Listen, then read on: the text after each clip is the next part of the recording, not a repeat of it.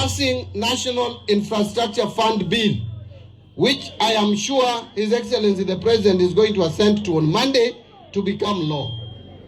This country must move to the next level. We have struggled and tried to stabilize the economy.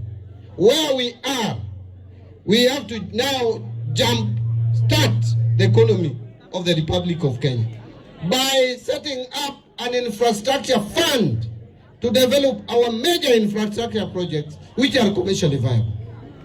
And that we will do without any apology.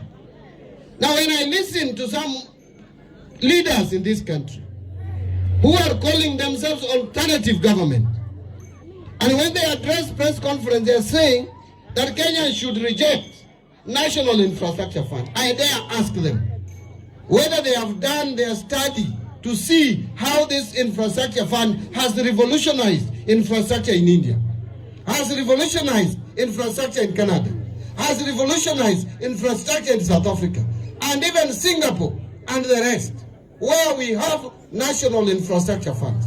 We are setting up one, we are bold, and we are determined and committed to having this fund to jumpstart the economy of this country and engineer it to the next level.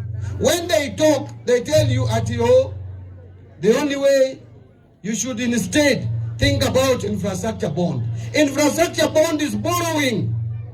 It is the same thing we are complaining about, that is debt.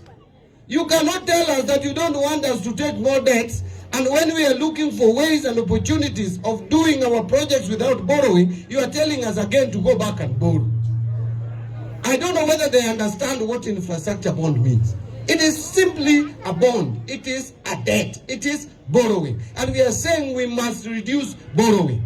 And therefore, I think the opposition leaders are bankrupt of ideas. Let them not even attempt to educate us, because they don't understand even how the National Infrastructure Fund is going to operate. And then they are challenging me that I should go back to National Assembly. To do what? National Assembly is already satisfied. They have understood me. If you have not understood me, it is your problem. It is not the problem of National Assembly. And I want to advise the opposition what Raila used to do.